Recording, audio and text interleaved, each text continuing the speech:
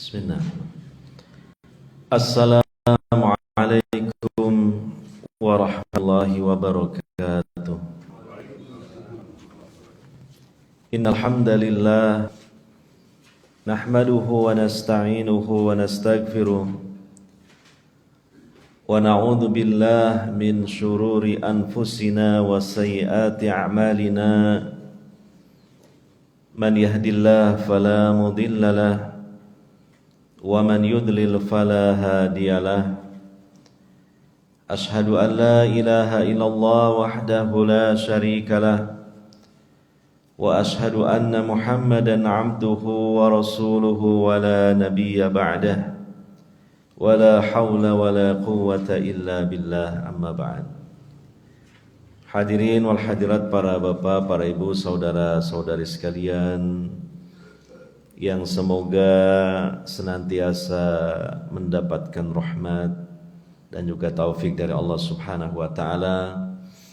Alhamdulillah, pada kesempatan subuh di hari ini kita masih diberi kesempatan oleh Allah Subhanahu wa taala, dan juga kita masih tetap di atas dinul Islam, di atas agama Islam, satu-satunya agama yang diridhoi oleh Allah Subhanahu wa taala. Demikian juga pada kesempatan kali ini kita bisa hadir di majlis ilmu. Semoga kehadiran kita ini Allah catat sebagai satu ibadah yang diterima olehnya, mendatangkan pahala darinya, menambah ilmu, dan juga sekaligus menambah iman kita sekalian.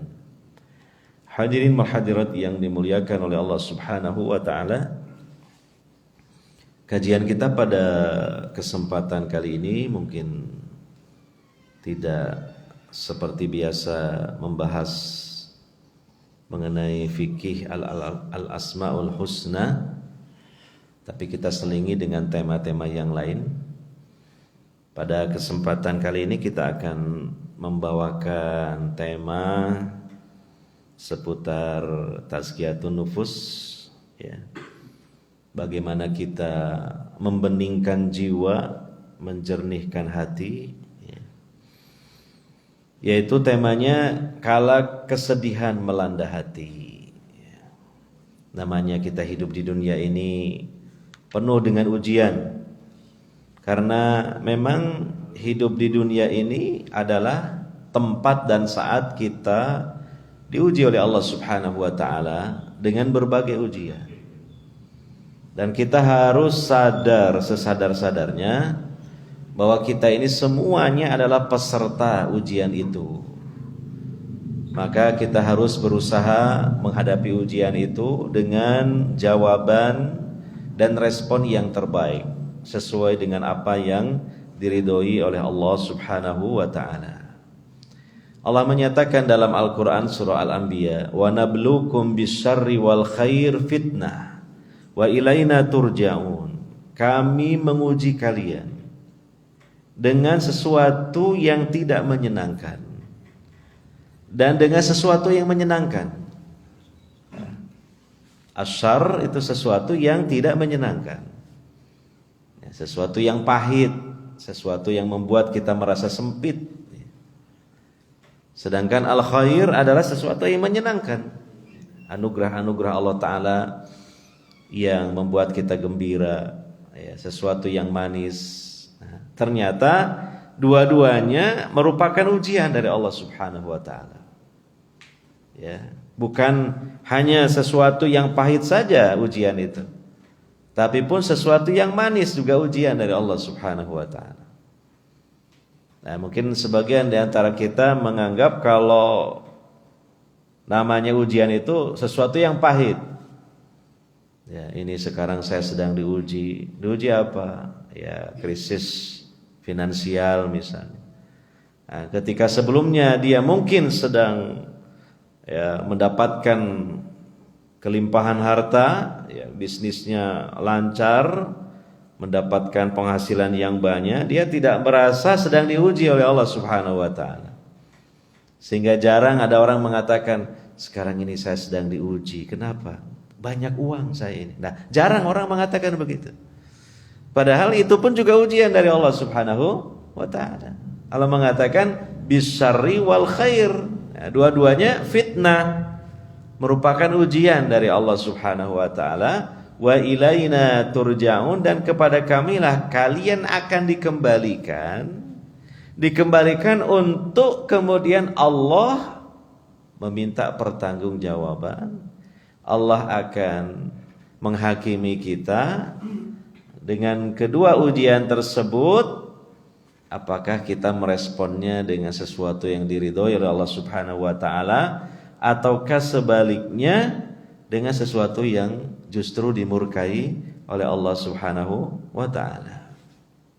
Nah, makanya Nabi sallallahu alaihi wasallam dalam hadis riwayat Imam Muslim menyebutkan gambaran seorang mukmin yang imannya mantap, imannya baik. Ya. Bagaimana respon orang mukmin ketika mendapatkan ujian itu? Ya. Dengan diuji dua hal tadi, berupa kenikmatan ataupun berupa kesulitan. Nabi SAW mengatakan, ajaban li amril mu'min inna amrahu kullahu lahu khair wa laysa dzalika li ahadin illa lil mu'min in asabathu sarra'u syakara fakana khairan lahu wa in asabathu dharra'u sabara fakana khairan lahu. Sungguh menakjubkan urusan seorang mukmin itu. Nah, jadi Nabi aja sampai mengatakan menakjubkan. Ya, hebat orang mukmin itu. Ya, kenapa? Karena semua urusannya baik baginya. Dan kebaikan itu hanya dimiliki oleh seorang mukmin. Coba kita perlu belajar bagaimana jadi orang mukmin seperti yang digambarkan oleh Nabi sallallahu alaihi wasallam ini. Bahwa setiap urusannya selalu baik. Gitu. Bahwa setiap keadaan dan situasi dia selalu beruntung, tidak merugi. Gitu. Mungkin sekalipun dia dalam hal duniawi mengalami kerugian. Misalnya dia berjualan ternyata merugi, bahkan kadangkala modalnya juga habis. Gitu. Orang mukmin yang imannya baik, sekalipun dalam kondisi seperti itu, dia tetap beruntung. Ya, keuntungan secara ukhrawi, secara akhirat. Mungkin secara duniawi dia merugi, tapi secara ukhrawi dia beruntung dengan sebab kerugian duniawi itu. Kok bisa ya? Nah, inilah makanya Nabi sallallahu alaihi wasallam saja mengatakan menakjubkan gitu. Orang mukmin itu. Ya. Bagaimana kok bisa begitu? Kata Nabi sallallahu alaihi wasallam selanjutnya, apabila dia mendapat kesenangan, dia bersyukur. Itulah yang terbaik untuknya. Ya. Kesenangan, kenikmatan direspon dengan syukur. Syukur kepada Allah Subhanahu wa taala. Di dalam hatinya mengakui ini anugerah dari Allah Subhanahu wa taala. Allah lah satu-satunya yang memberi kepada saya ini. Bukan semata-mata karena kepintaran saya mencari uang. Bukan semata-mata karena kerja keras saya dalam berusaha untuk mendapatkan uang. Bukan karena semata-mata saya punya partner bisnis yang banyak. Bukan hanya itu. Bukan semata-mata itu. Hakikatnya itu adalah anugerah dari Allah Subhanahu wa ta'ala. Jadi di dalam hatinya diakui seperti itu. Kemudian lisannya banyak menyanjung-nyanjung Allah, memuja dan memuji Allah atas nikmatnya. Minimal dia mengucapkan hamdalah, alhamdulillah. Kemudian setelah itu dia pergunakan anugerah Allah Subhanahu wa ta'ala itu sebagai sarana dia untuk beribadah kepada Allah Subhanahu wa ta'ala. Ya, Allah anugerahkan kepada dia kesehatan. Dia gunakan kesehatan itu untuk beribadah kepada Allah Subhanahu wa ta'ala. Dia gunakan untuk sholat, dia gunakan untuk menuntut ilmu agama, dia gunakan untuk memberi nafkah, bekerja memberi nafkah kepada keluarganya karena Allah. Ya. Nah, ini syukur ya. Ketika mendapatkan kenikmatan, dan itu adalah kebaikan baginya karena syukur itu sesuatu yang dicintai oleh Allah Subhanahu wa taala. Ya. Dengan sebab dia bersyukur, bahkan Allah akan tambahkan lagi nikmatnya untuk dia. La in syakartum la azidannakum. Sungguh jika kalian itu bersyukur kepadaku, kata Allah, aku akan tambahkan lagi nikmatku untuknya. Ya. Kemudian selanjutnya Nabi sallallahu alaihi wasallam bersabda, apabila dia ditimpa musibah, dia menghadapi kesulitan, maka dia hadapi dengan sabar. Dan itulah yang terbaik untuknya. Sabar itu diniatkan karena Allah memerintahkannya. Maka dia beribadah kepada Allah ketika menghadapi musibah dengan dia bersabar. Ya. Sabar itu pahalanya sangat besar. Dalam surah Az-Zumar ayat 10 Allah menyatakan innama yuwaffas sabiruna ajrahum bighairi hisab. Sesungguhnya orang-orang sabar itu diberi balasan berupa ganjaran tanpa batas, tanpa ukuran. Ya. Nah, ini maka orang mukmin selalu keadaannya baik. Ketika dia di atas, dia bersyukur. Ketika dia di bawah, dia bersabar. Ketika dia menghadapi kenikmatan, kelapangan, dia bersyukur. Ketika dia ditimpa kesempitan, kesulitan, maka dia bersabar. Syukur, sabar, syukur, sabar. Begitulah. Karena hidup di dunia ini tidak lepas dari dua hal, yaitu apa? Antara susah dan senang, antara sempit dan lapang. Begitu. Ya, tidak mungkin orang hidup itu senang terus dapat nikmat terus, mesti ada mungkin kesusahannya, mungkin ada musibahnya. Demikian juga ya, orang itu tidak mungkin dia susah terus dapat musibah, mesti ada kenikmatannya.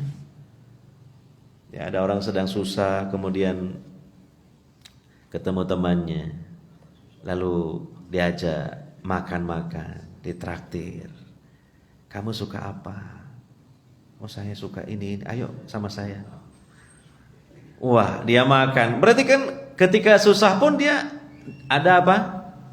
Ada selingannya. Apa? Saya seneng. Oh, enak makanan ini. Gratis lagi. Wong dibayari sama temannya. Tuh, ya kan? Nah, jadi hidup manusia seperti itu.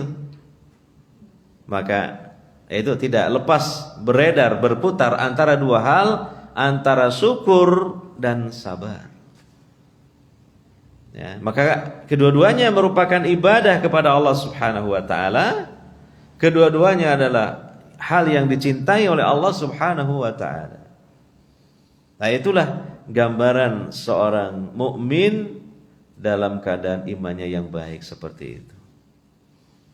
Nah, kita belajar harus bisa seperti itu, walaupun tidak mudah kadang-kala ya. Tapi harus belajar. Nah, di antaranya apa? Kita membaca hadis ini. Kita memahami hadis ini, kita merenungi hadis ini, kemudian dalam kehidupan sehari-hari kita amalkan. Gitu. Dan sambil juga kita memohon kepada Allah Subhanahu wa taala, semoga Allah menjadikan ilmu kita ini ilmu yang bermanfaat. Hadis ini ilmu sampai kepada kita. Kita mohon kepada Allah hadis ini menjadi hadis yang bermanfaat bagi kita. Artinya bukan hanya kita pelajari saja, bukan hanya kita pahami saja, tapi dapat kita amalkan dalam kehidupan sehari-hari kita. Iya.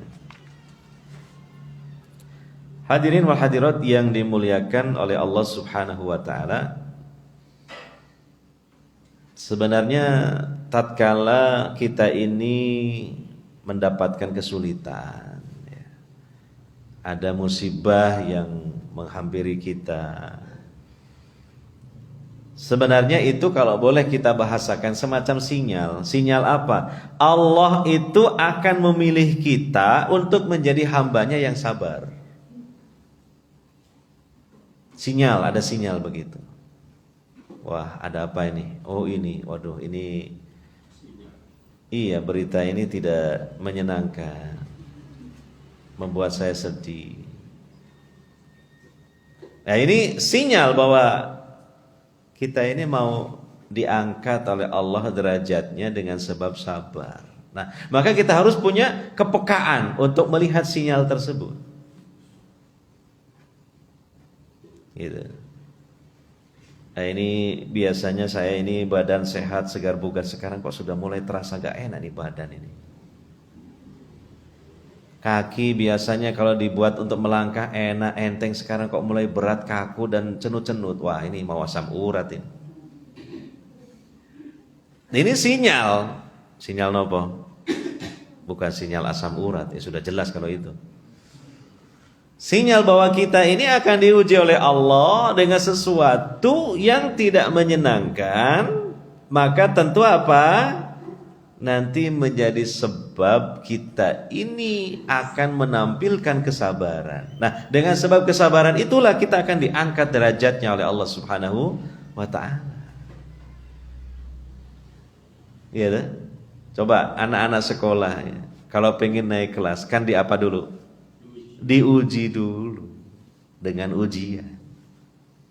Ada semester akhir gitu ya. Ujian semester akhir. Ya. Kalau nanti bisa menjawab, nilainya bagus kan naik kelas. Kalau enggak kan ya mungkin ya dia betah di situ ya, sama gurunya. Ya. Jadi begitu. Hakikatnya seperti itu. Karena kan kesabaran dari ujian berupa kesulitan tidak mungkin kita bisa melakukannya, melainkan harus ada kesulitan itu dulu yang menghampiri kita. Ya. Ini saya sedang sabar menghadapi kesulitan, padahal dia dalam keadaan sedang lapang. Itu tidak bisa dia melakukan sabar dalam kesulitan. Sabar dalam kesulitan itu manakala dia menghadapi kesulitan. Gitu. Ada tantangan, ada jawaban. Tidak mungkin langsung menjawab, harus ada tantangan dulu. Bukan berarti kita nantang-nantang dan mengharap-harap, tapi kan itu sudah takdirnya. Tidak bisa dielakkan takdir itu. Semua kita kan kepengennya kan sehat terus ya, kan semua kita rata-rata. Tapi walaupun kita sudah berusaha untuk hidup biar sehat, pola makan yang sehat, makanan-makanan, minuman yang kita konsumsi juga sehat, olahraga teratur. Tapi kalau sudah takdirnya sakit, ya tetap saja sakit. Kita hanya bisa berikhtiar berdoa. Nah, kalau sudah memang takdirnya sakit, apa boleh buatlah, kita hadapi dengan sabar. Ya. Itu kan Pak teori Pak, kalau prakteknya itu kan susah. Sudah saya katakan memang yang namanya praktek lebih sulit lagi daripada teori. Cuma kalau praktek tanpa teori nanti jadi salah. Jadi tersesat. Jadi mungkin ngawur gitu kan. Nah, makanya kita belajar teorinya, ilmunya. Dan semoga ilmu itu nanti bermanfaat bagi kita. Artinya Allah memberikan taufik kepada kita bahwa ilmunya tersebut digunakan. Di antaranya sabar. Berarti ketika menghadapi kesulitan dia bersabar sesuai dengan ilmunya itu. Ya. Jadi bukan kemudian ketika menghadapi musibah dia marah, dia tidak terima dengan takdir Allah, dia bahkan bersuudzon, ya, berburuk sangka kepada Allah. Kadang-kala diucapkan dengan lisannya kekesalannya itu, kadang-kala diungkapkan dengan perilakunya, dengan tindakannya. Ya, misalnya ketika ditinggal wafat oleh orang yang dicintainya, dia teriak-teriak histeris, jambak-jambak rambutnya, nampar-nampar pipinya, merobek-robek pakaiannya, membanting-banting tubuhnya. Nah, ini semacam ini menunjukkan ketidaksabarannya. Dan ini adalah perilaku yang dimurkai oleh Allah Subhanahu wa taala. Itu termasuk salah satu dari perilaku kaum jahiliyah. Ya. Kemudian ketika musibah itu memang datang kepada kita, sebagaimana memang itu sudah merupakan takdir Allah, maka hendaknya kita mengharapkan pahala kepada Allah di balik musibah itu. Ya. Dengan melakukan apa? Kesabaran. Musibah menimpa seorang mukmin itu menjadi penghapus dosanya. Apapun itu. Penyakit, sakit, bahkan kecemasan, kekhawatiran, gangguan, ya, rasa capek dalam kebaikan ya, bukan dalam maksiat, sampai pun duri yang menancap di kulitnya, nah itu menjadi kafarah, menjadi penghapus dosa-dosanya. Nah, jadi musibah itu tidak semata-mata jelek. Tapi di balik itu bagi orang mukmin, apalagi kalau dia menghadapinya dengan sabar, maka di balik musibah yang pahit itu ada sesuatu yang manis. Yaitu apa? Pertama, dihapuskannya dosa-dosa.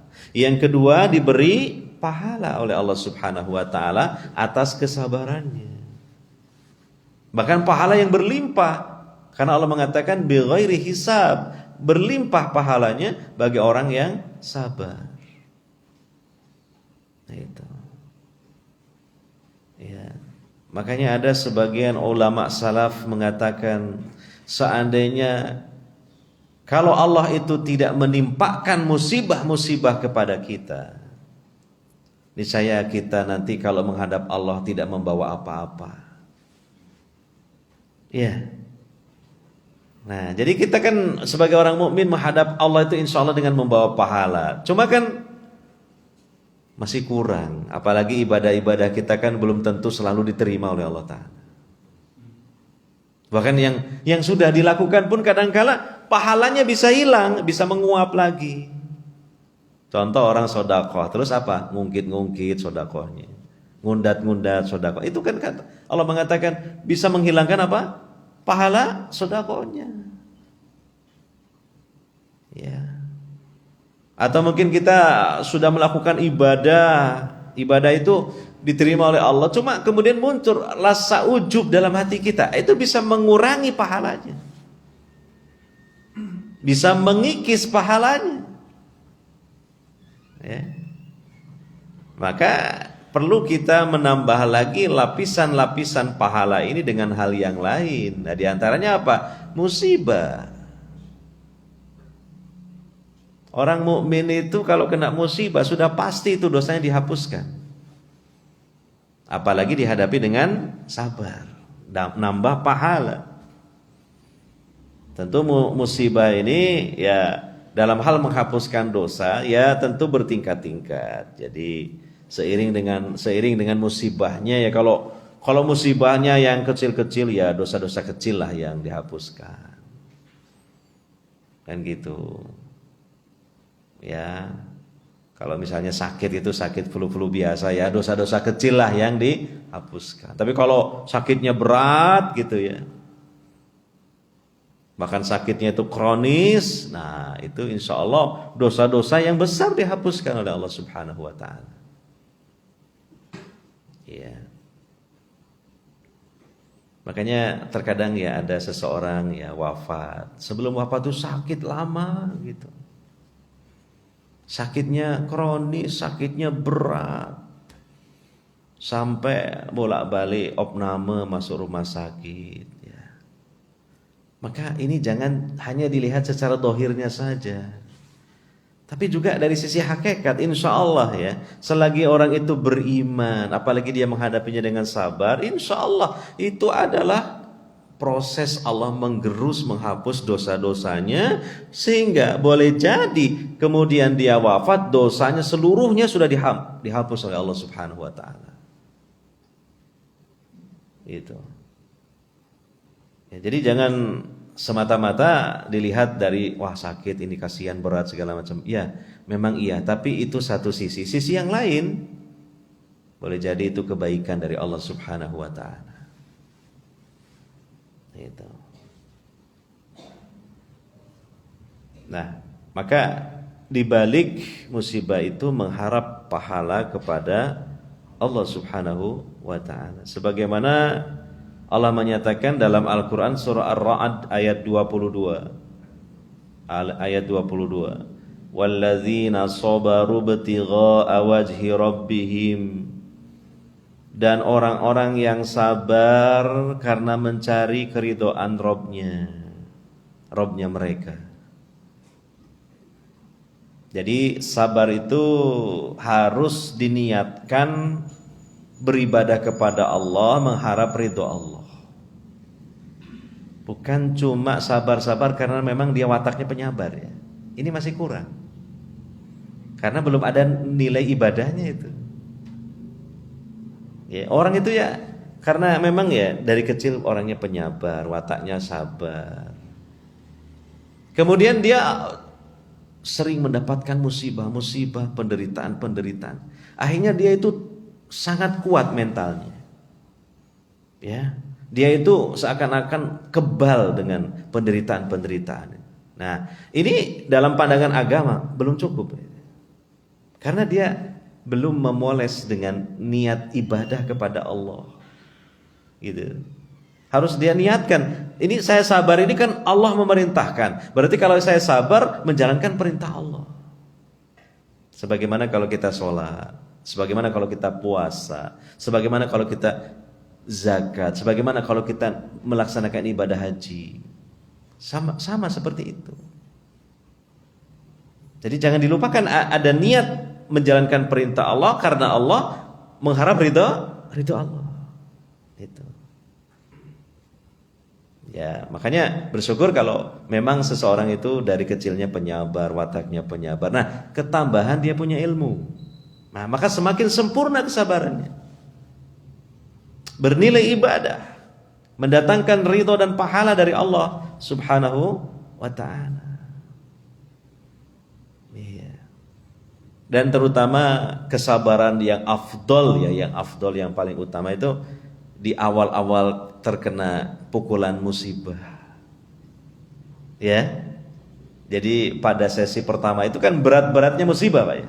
Berat-beratnya musibah. Makanya Nabi mengatakan dalam hadis, innamas sabru inda awali sodmah. Sesungguhnya sabar itu pada awal musibah. Masih panas-panasnya musibah ini. Kalau sudah lama, ya seiring waktu, ya sudah mulai mereda lah. Sudah mereda kan, gitu kan? Seperti itu kan? Ya, kadangkala juga Allah datangkan penggantinya. Ada seseorang misalnya ditinggal wafat oleh anaknya masih kecil. Sedihnya luar biasa. Tapi seiring waktu, berjalannya waktu, kemudian apa?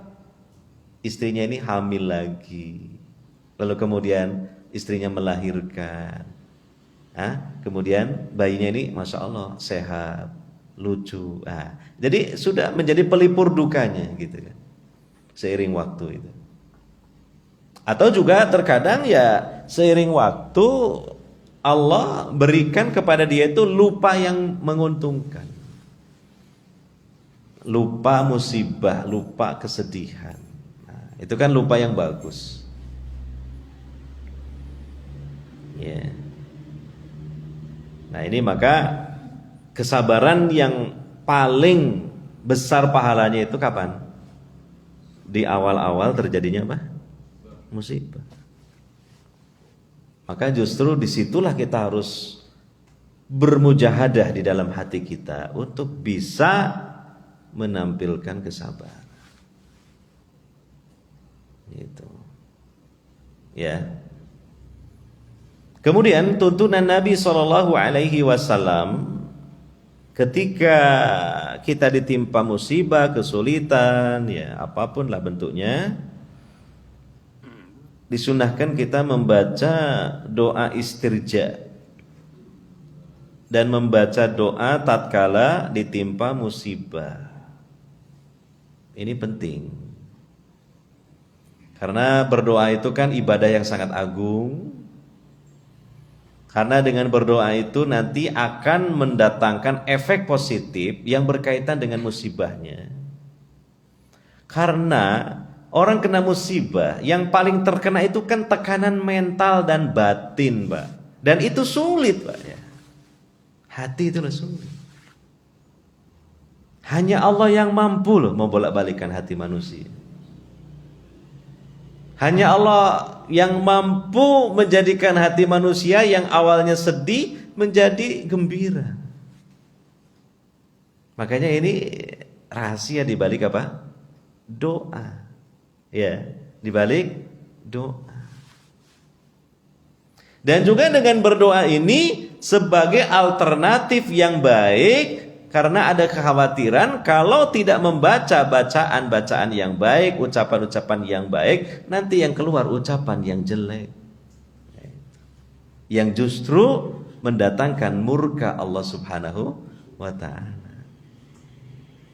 Nah, makanya di sini jangan dianggap sepele. Ya, kita harus memperhatikan ini, menghafalnya kalau bisa. Mencatat, ditulis biar bisa dihafal.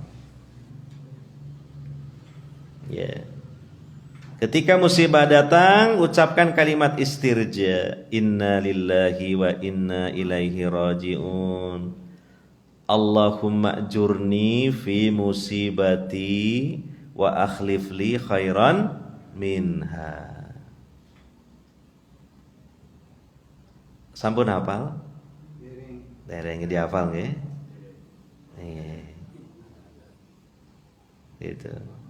Kalau yang awalnya pasti hafal, inna lillahi wa inna ilaihi raji'un. Hafal sampai. Kapan dibaca? Ada orang meninggal mesti. Ada orang meninggal dunia. Ya. Biasanya kan woro-woronya kan itu yang dibaca. Makanya ya kalau ada orang itu yang kelihatannya mau meninggal dunia, kemudian dipastikan meninggal dunia, benar-benar harus pasti meninggal dunia loh. Makanya kalau perlu didatangkan ahlinya, dokter, perawat, mantri desa, yang punya alat mendeteksi apakah orang itu sudah benar-benar meninggal atau belum meninggal tapi istilahnya mati suri. Sebab khawatirnya dianggap sudah meninggal ternyata belum meninggal, tuas kadung diumumno. Inna lillahi wa inna ilaihi raji'un. Kepada seluruh warga RT sekian, hari ini Bapak Fulan sudah meninggal dunia. Ternyata begitu selesai mengumumkan, ada orang situ, Pak, wongnya tangi meneh. Loh kok iso? Nah, berarti tadi belum meninggal. Iya. Itu tadi pingsan, mati suri. Waduh. Akhirnya diumumkan lagi, Assalamualaikum warahmatullahi wabarakatuh. Ralat. Loh kok ono ralatnya apa maksudnya? Gak jadi gak jadi mati piye. Nah, makanya harus teliti. Dan dolim kan, kalau orang belum meninggal dianggap meninggal. Karena apa? Nanti akan dikuburkan. Berarti sama dengan menguburkan orang masih hidup. Waduh. Luar biasa kedoliman ini. Makanya jangan tergesa-gesa. Kita kan perlu juga, temen tah meninggal. Itu perlu pertanyaan seperti itu. Sudah meyakinkan dia meninggal tah? Keterangan dari mana? Rekomendasi dari siapa? Gitu loh. Iya kan? Karena ada kasus ternyata itu mati suri, bukan. Mati suri itu kan pingsan yang parah, bahkan detak jantungnya itu lembut sekali, hampir tidak terdeteksi kecuali dengan alat gitu. Iya. Nah, biasanya di kalangan kita itu mengucapkan kalimat istirja mesti untuk kematian. Sebenarnya tidak harus untuk kematian. Kematian itu salah satunya. Tapi seluruh musibah kita disunahkan mengucapkan kalimat istirja, inna lillahi wa inna ilaihi raji'un. Sampean karo konco sampean naik bis, turun dari bis meraba-raba saku, loh dompetku kok hilang? Loh sak duit ya iyalah, mosok dompet hilang ya sak duit teh. Maling itu paling butuh isine kok. Nek dompet kan cuma bungkusnya. Lalu kemudian dia mengucapkan inna lillahi wa inna. Diprotes, loh hilang dompet inna lillahi. Dikiranya kan kalau inna lillahi itu untuk kematian saja. Ya benar dia mengucapkan kalimat itu. Karena dalam hadis itu Nabi mengatakan kalau seseorang ditimpa musibah, lah musibah itu banyak macamnya, bukan hanya ditinggal wafat oleh orang yang dicintai saja. Bahkan lebih sempurna dilanjutkan dengan doa yang kedua, Allahumma jurni fi musibati. Napa artinya? Ya Allah, berilah kepadaku ganjaran pada musibahku ini. Ya. Wa akhlif li khairan minha, dan berilah ganti untukku dengan yang lebih baik daripadanya. Bisa di dunia, bisa di akhirat, bisa dua-duanya gantinya itu. Kan gitu. Iya. Hilang duit 1 juta di dompet. Ternyata besoknya itu ada orang ngirim uang 10 juta. Loh kok iso? Iya soalnya dulu dia ngutang. Sudah 10 tahun baru bayar 10 juta. Ya alhamdulillah, itu kan rezeki dari Allah. Ayo. Berarti bisa jadi itu apa? Gantinya yang lebih baik. Lebih jelas lebih baik, lebih banyak kok. Walaupun gak ono dompetnya. Dompet lah murah. Apalagi tanggulangin tempatnya dompet. Ya. Nah ini kan bisa jadi karena sebab doanya tadi, wa akhlif li khairan minha, berilah aku ganti yang lebih baik lagi daripadanya. Bisa di dunia, bisa di akhirat, bisa di dunia dan juga di akhirat. Nah, dan permohonan pahala kepada Allah Subhanahu wa taala atas musibah tadi. Allahumma jurni fi musibati. Ya Allah, berilah aku ganjaran dari musibahku ini. Ya. Nah, dan itu janji dari Allah Subhanahu wa taala melalui lisan Nabi sallallahu alaihi wasallam. Siapa yang ditimpa musibah lalu mengucapkan kalimat istirja dan doa tadi, maka kata Nabi sallallahu alaihi wasallam, illa ajarahullahu fi musibatihi wa akhlafa lahu khairan minha, melainkan Allah pasti memberinya pahala atas musibah tersebut dan menggantinya dengan sesuatu yang lebih baik lagi daripadanya. Gitu. Nah ini kan kadang kita lupa nggak baca doa begini. Apalagi kan kalau kena musibah ya bingung, kalut pikirannya. Makanya kadang temen yang tahu itu ya, menyampaikan, memberitahukan, menasehati. Kamu baca ini, coba gitu kan. Nah, supaya dapat keberuntungan di balik kerugian.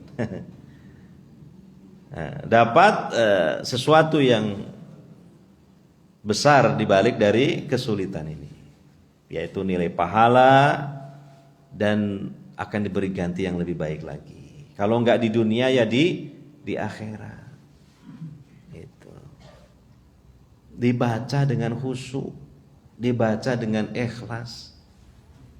Iya. Nah itu. Makanya dihafal ini doanya, insya Allah kan mudah dihafal, pendek ya. Gitu. Siap-siap kalau kena musibah sudah hafal doanya itu, atau ditaruh di HP nanti dibuka diwocok. Iya. Nah. Kemudian ada lagi bacaan dari Nabi sallallahu alaihi wasallam yang singkat tapi ini luar biasa ya. Ya. Rasulullah sallallahu alaihi wasallam bersabda di dalam hadis riwayat At-Tabrani, hadis ini sahih, yang artinya tidaklah seseorang tertimpa kesedihan, kedukaan, penyakit atau kesulitan, lalu dia mengucapkan Allahu Rabbi la syarikalah. Allahu Rabbi la syarikalah. Rabbku adalah Allah, tidak ada sekutu baginya. Kata Nabi SAW, niscaya akan hilanglah musibah itu darinya.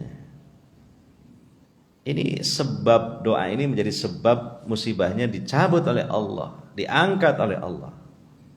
Hanya membaca kalimat yang singkat. Apa itu tadi? Oh, sampai langsung hafal ya. Berarti menunjukkan gak ngantuk. Yang kedua apa?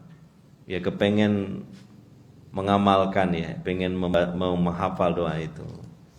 Bila mendapatkan kesulitan, musibah, dibaca Allahu Rabbi la syarikalah.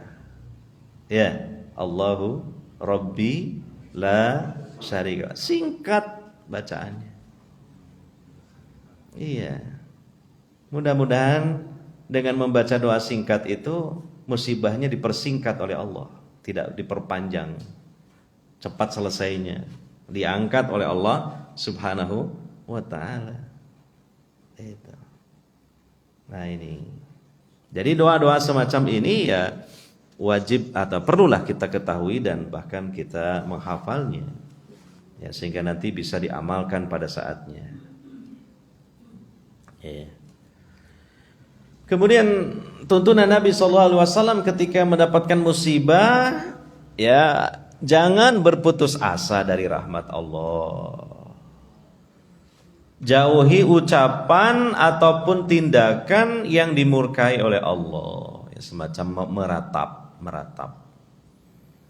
Ya.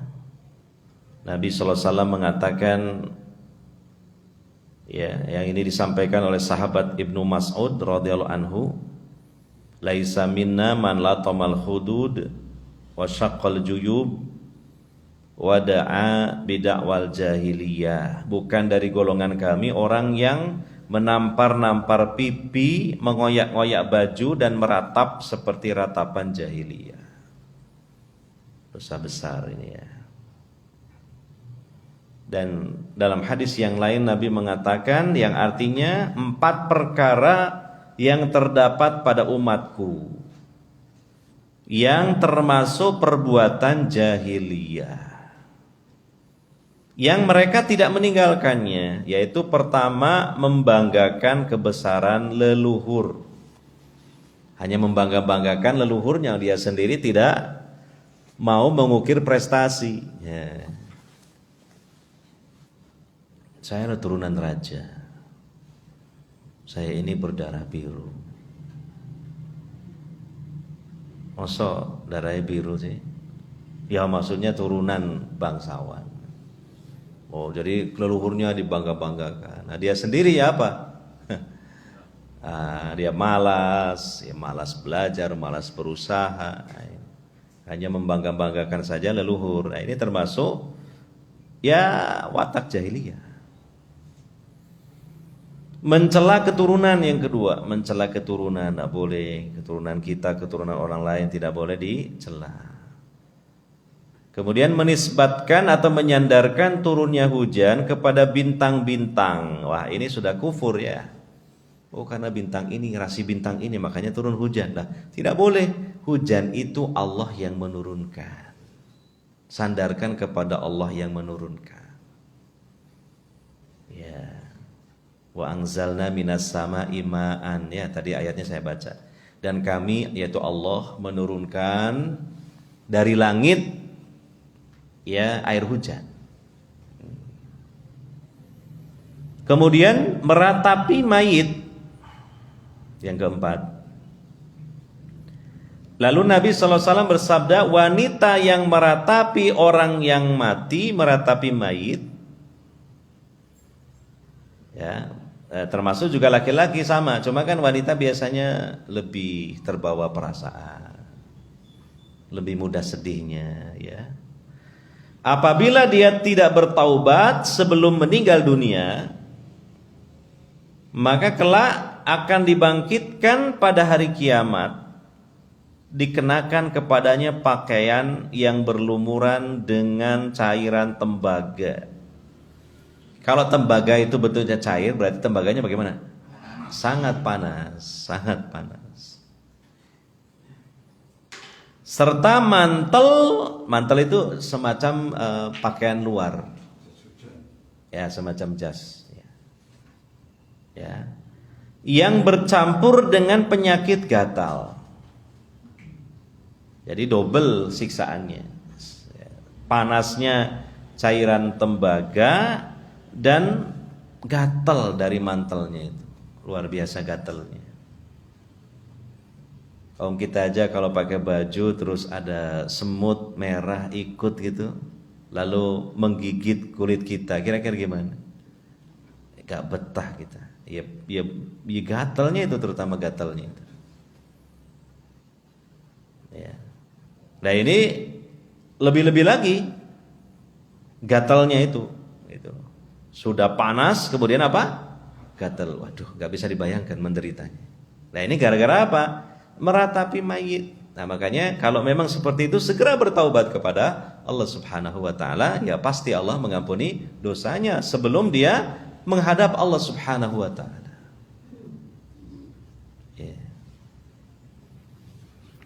Kemudian sikap yang benar sesuai dengan tuntunan Nabi SAW ketika mendapatkan musibah, kesulitan, ya, jangan suka berkeluh kesah kepada manusia. Lebih baik dia mengadukan kepada Allah supaya Allah memberikan pertolongan, memberikan jalan keluar. Ya Allah, saya ini kesulitan hidup, ekonomi, ya berilah rizkimu yang halal, yang berkah, gitu.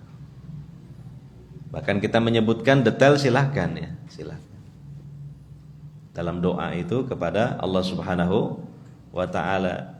Sebagaimana dalam Al-Quran surah Yusuf ayat 86, Nabi Yakub dia mengadukan kesulitan dan kesusahannya kepada Allah. Qala innama ashku bathi wa huzni ilallah. Nabi Yakub mengatakan, sesungguhnya hanya kepada Allah aku mengadukan kesusahan dan kesedihanku.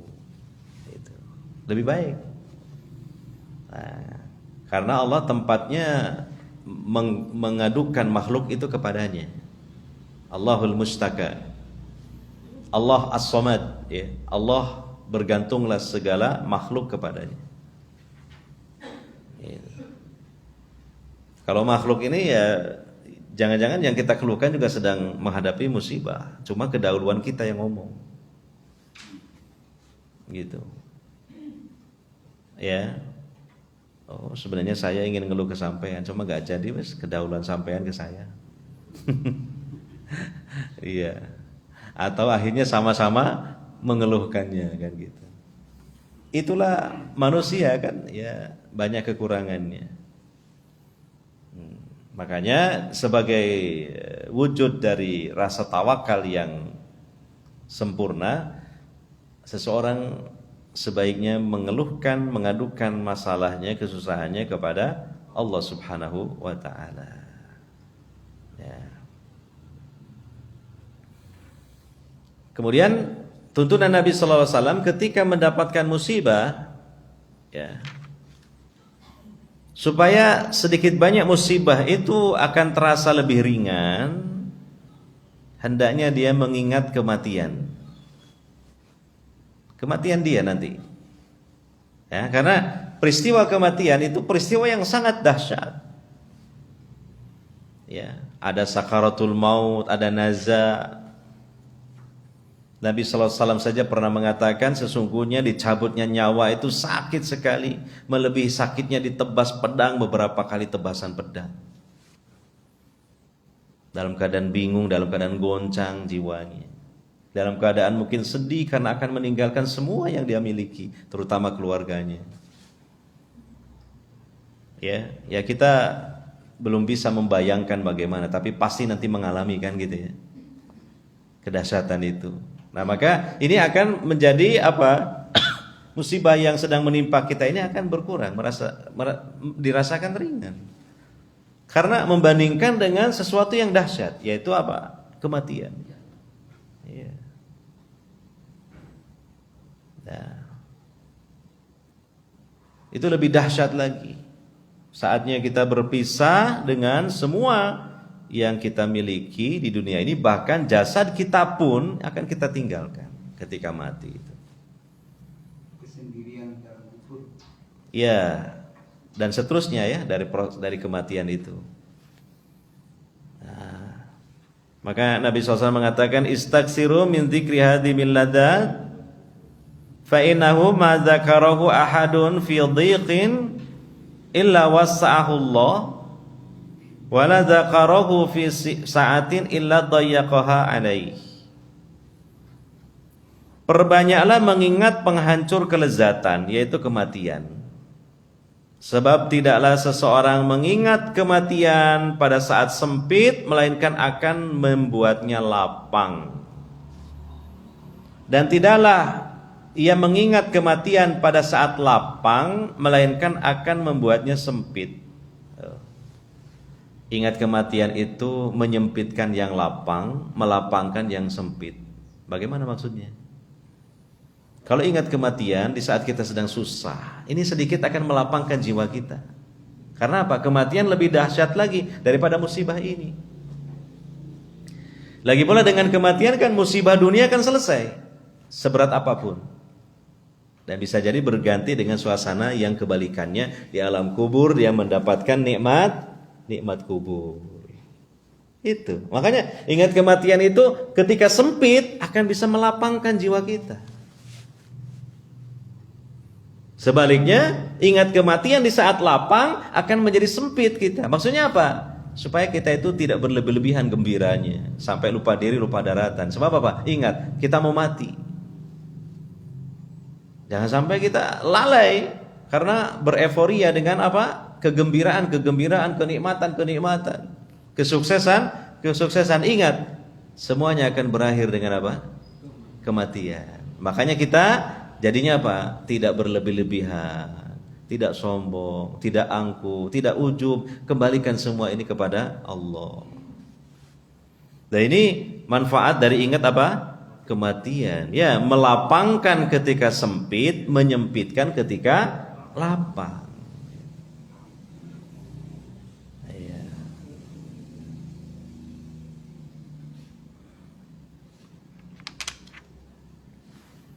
Apalagi kalau ingat wafatnya Nabi SAW, itu musibah yang sangat besar. Alam semesta ditinggalkan oleh makhluk termulia, yaitu Nabi Muhammad SAW. Ya. Kemudian kita harus menyadari, ya, karena ketika kita mendapatkan musibah itu, yang mendapatkan petunjuk dari Allah itu yang sadar dan sabar. Dua hal itu, sadar dan sabar. Ya. Di balik setiap musibah pasti ada hikmahnya. Karena Allah itu tidak mungkin mentakdirkan sesuatu di alam semesta ini tanpa ada tujuan, tanpa ada hikmah. Nah, hikmah inilah mungkin bisa ditangkap oleh orang-orang yang berilmu dan mau merenungkannya. Gitu. Atau terkadang hikmah itu baru bisa dipetik ketika sudah berlalunya masa yang cukup panjang, baru dia sadar, oh ternyata ini hikmahnya. Ya. Ada hikmah di balik musibah.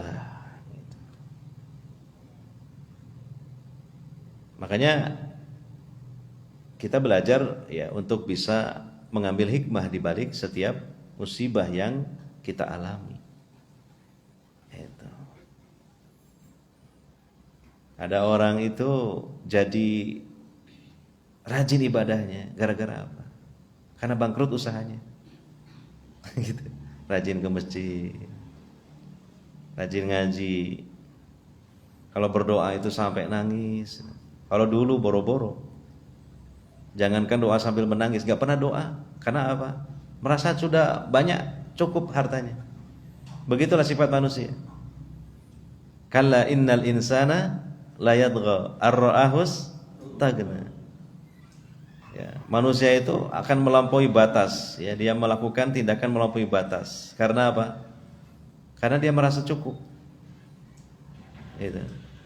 Karena dia merasa berlimpah kekayaan. Nah, ketika Allah cabut sebagiannya, sebagian besarnya, maka dia akhirnya jadi merasa butuh kepada Allah Subhanahu wa taala. Nih. Jadi selalu ada hikmah sebenarnya. Cuma terkadang dapat kita petik atau belum mampu kita petik karena mungkin kurangnya ilmu kita. Kurangnya ya tafakkur kita terhadap musibah tersebut.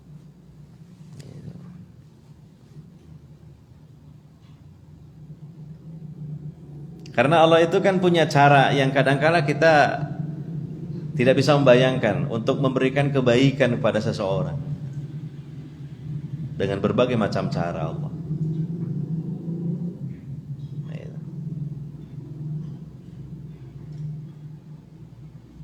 Nabi Yusuf, coba pelajari itu perjalanan hidupnya. Iya, dia jadi menteri di Mesir, bahkan juga Allah angkat menjadi nabi. Awalnya gara-gara apa?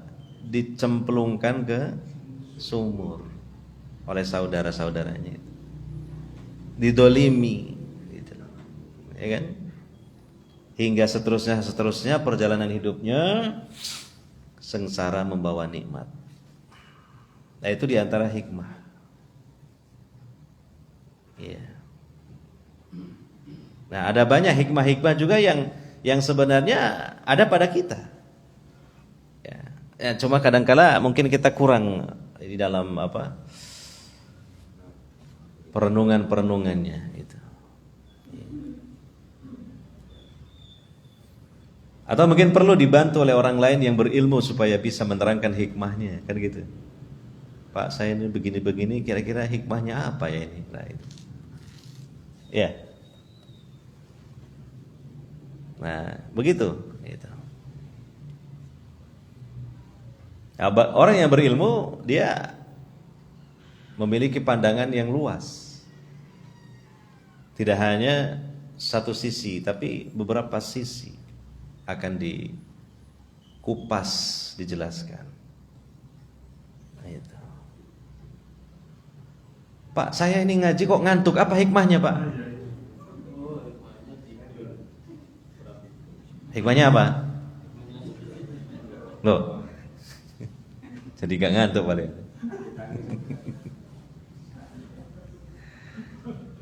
Ya itu nanti sampean berpikirkan ya. Minimal sekarang jadi terperanjat tidak ngantuk gitu loh. Ya, karena segala sesuatu yang Allah takdirkan kan pasti ada hikmahnya gitu. Hikmahnya ya tidak ngantuk lagi. Itu. Iya. Dari sebab ngantuk itu.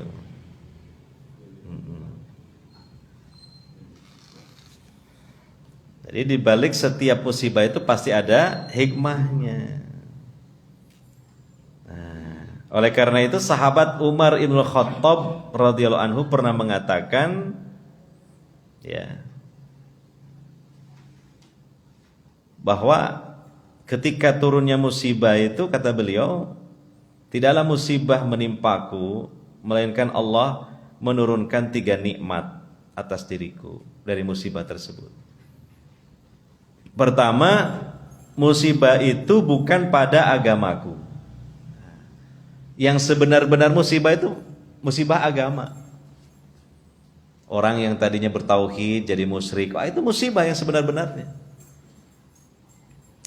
Orang yang tadinya rajin ibadah jadi malas ibadah itu musibah. Gitu.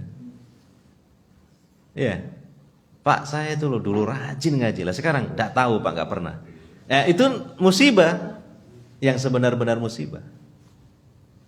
Musibah yang menimpa agama seseorang. Ya. Adapun musibah yang menimpa selain pada agama, ya itu sifatnya itu ujian. Yang kalau dia hadapi dengan sabar karena Allah, maka bisa menjadi sebab kebaikan justru. Tapi kalau musibah menimpa agama yang nggak ada baiknya, Pak, itu jelek. Itulah sebenar-benar musibah. Ya. Tidak ada ceritanya saya sekarang terkena musibah nggak pernah sholat makanya saya sabar menghadapi hal ini. Ini kacau seperti ini. Kacau. Itulah sebesar-besar musibah, sebenar-benar musibah. Terus bagaimana caranya? Ya harus segera berubah, inabah, kembali kepada Allah, taubat. Gitu. Iya. Yang kedua kata beliau, musibah itu tidak lebih besar daripada yang menimpa orang lain. Masih banyak orang lain yang kena musibah lebih berat lagi. Kalau kita ingin lihat-lihat jalan-jalan ke tempat yang lain. Iya kan? Selalu ada saja musibah orang lain itu lebih berat lagi daripada kita. Pak, saya nggak punya uang Pak, mau lebaran nggak bisa beli sepatu, beli sandal. Orang lain loh nggak punya kaki malah, jangankan mikir sepatu. Karena kecelakaan diamputasi, kakinya diputus. Boro-boro mikir sepatu sandal, ini kaki aja nggak punya. Nah itu. Jadi di luar sana musibah yang menimpa orang lain masih banyak yang lebih berat daripada kita. Gitu. Betul itu, seperti itu. Coba jenengan kan punya Android, Mas ya, Android ya. Di browsing Google kisah Abu Kilabah. Seorang ahli hadis dari kalangan tabi'in yang Masya Allah penderitaannya luar biasa Pak. Ini PR buat jenengan. Kisah Abu Kilabah. Pakai ki. Iya. Ya, nanti ada keluar dari websitenya Manhaj.org. Manhaj.org. Nah, bacaan itu. Itulah Masya Allah. Sampai para ulama itu bingung membandingkan musibah menimpa Nabi Ayub dengan Abu Kilabah, berat yang mana? Bingung. Kalau dibaca nanti waktunya Mas gak nutut. Dibaca di rumah nanti. PR. Nah untuk semua PR. Apalagi ada grup WA jamaah Masjid At-Taqwa ada. Nah itu Mas saya sudah nemu kiriman biar dibaca oleh semuanya. Kan jenengan sudah lama nggak dapat PR. Kan sudah lama nggak dapat PR soalnya sudah nggak sekolah lagi kan. Nah saya kasih PR. Bacaan kisahnya Abu Kilabah. Dah itu jaranglah orang kena satu penderitaan seperti itu. Padahal beliau itu ulama, ahli ibadah, ahli hadis, tabi'in, ya kan? Gitu. Tapi penderitaannya luar biasa. Dibaca nanti. Kalau nanti saya terangkan sampean nggak tertarik untuk baca. Kalau saya nggak nyampaikan sampean penasaran. Nah itu loh. Saya sudah pengalaman kok ngetrik itu. Makanya nggak saya sampaikan. Bagaimana Pak? Singkatnya enggak, walaupun singkat nggak saya sampaikan. Nakalan sampean itu. Gak mau garap PR. Sedikit saja lah. Pak Pinto pengalaman jadi guru. Pak sedikit saja Pak kasih bocoran. Enggak, no way, nggak bisa. Ya. Oh nggak bisa, saya nggak bisa dirayu, nggak bisa. Iya. Cari sendiri, buka sendiri, baca sendiri. dikit aja, enggak, pokoknya enggak bisa. Itu, ya. Kisahnya Abu Kilabah itu. Nah, sampai sudah pada rata-rata punya HP Android kok, ya. Kalau yang enggak punya pinjam anaknya. Nah, itu. Dek, papa pinjam HP-nya mau garap PR. Loh, kok tumben garap PR, Pak? Saya aja lagi liburan ini, kok sampai garap PR gitu. Iya, ono PR teko Pak Ustadz Masjid At-Taqwa. Nah, itu tadi. Iya, dibaca. Waduh, nanti sampean dredeg macane, Pak. Insyaallah dredeg sampean macane, Pak. Ya toh. Sampean iso nangis ya, ya. Bisa nangis. Iya. Nah, itu untuk membandingkan bahwa penderitaan orang lain itu ya masih banyak yang lebih berat lagi daripada kita gitu. Nah, yang ketiga, kata sahabat Umar bin Khattab, Allah memberiku kesabaran dalam menghadapinya. Nah, itu namanya taufik dari Allah Subhanahu wa taala. Itu namanya nikmat di balik di balik musibah, apabila bisa bersabar karena Allah ketika menghadapinya. Itu nikmat.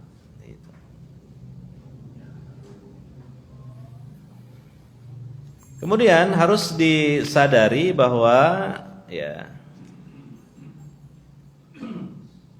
segala musibah yang menimpa itu sudah merupakan suratan takdir yang tidak bisa dielak.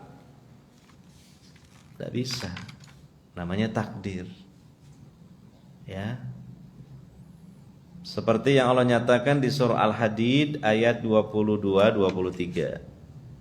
Itu manfaatnya mengimani takdir itu.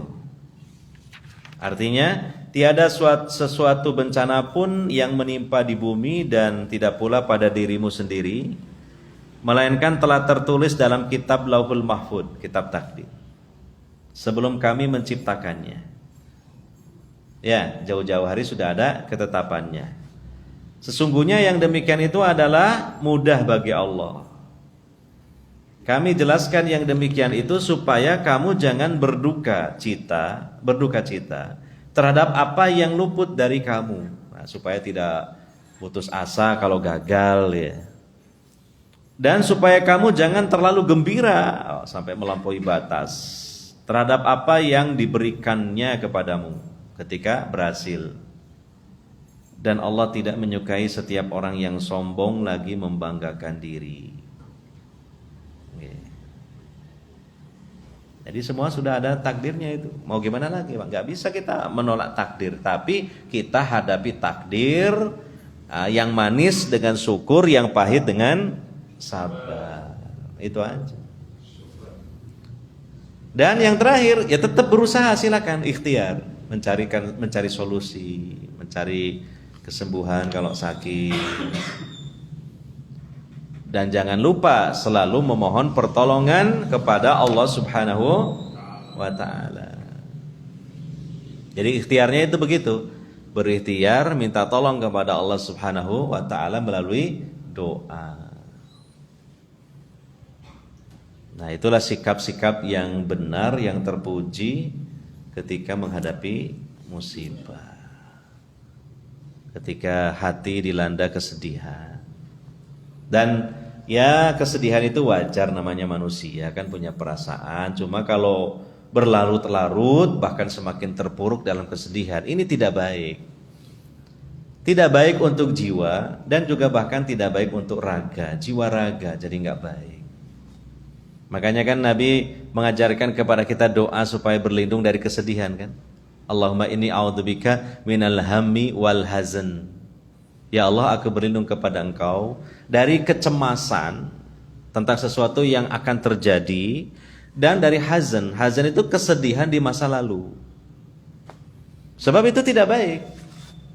Jadi kita tidak punya semangat hidup. Bahkan ibadah pun gak bisa dengan tenang. Ingat terus, pilu terus ya. Akhirnya bisa merembet sakit badannya. Nah, tapi kan namanya sedih itu kan masalah hati, dan hati ini sulit ya. Makanya kita mohon kepada Allah melalui doa. Biar Allah lah nanti yang bagaimana mengkondisikan hati kita. Ya mungkin ini saja yang dapat kita sampaikan. Ya, kalau pengajiannya agak panjang ya mohon maaf. Tapi insya Allah di balik itu ada hikmahnya ya. Demikian. Ya itu tadi jangan lupa PR-nya digarap. Gampang kok PR dari saya itu nggak susah. Iya. Nggak perlu dikumpulkan ke saya, nggak perlu. Lihat tadi kisahnya Abu Kilabah dibaca. Iya. Nanti kalau ketemu saya silakan kalau mau cerita. Itu, Pak, saya sudah baca, terserah. Gitu. Nah, ya mudah-mudahan makanya websitenya harus yang benar, nanti keliru malah beda versi nanti ya. Oh nanti yang namanya Abu Kilabah ternyata artis, wah keliru gitu, bukan artis, tabiin gitu kan. Sebab nama Abu Kilabah mungkin kan banyak Abu Kilabah itu. Tidak, yang penting ya ini ya modal kejujuran ya. Jadi harus garap, nah, dicari dibaca kan nyantailah waktunya kan. Sambil nyantai-nyantai dibaca. Ceritanya juga tidak terlalu panjang juga kok, tidak terlalu panjang. Demikian, mohon maaf dari saya jika ada sesuatu yang kurang berkenan. Kita akhiri subhanakallahumma wa bihamdika asyhadu alla ilaha illa anta astaghfiruka wa atubu ilaik. Walhamdulillahirabbil alamin. Wassalamualaikum